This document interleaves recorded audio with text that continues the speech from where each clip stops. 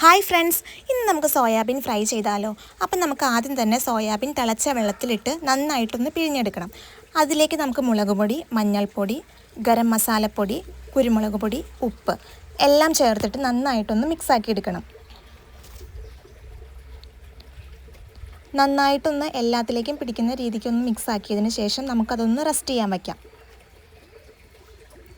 അതിന് ശേഷം നമ്മളൊരു ചട്ടി ചൂടാക്കാൻ വയ്ക്കുക. അതിലേക്ക് നന്നായിട്ട് വെളിച്ചെണ്ണ ഒഴിച്ചു കൊടുക്കുക. അതൊന്ന് ചൂടായി വന്നതിന് ശേഷം നമുക്ക് സോയാബീൻ ഇട്ട് ഫ്രൈ ചെയ്തെടുക്കുക.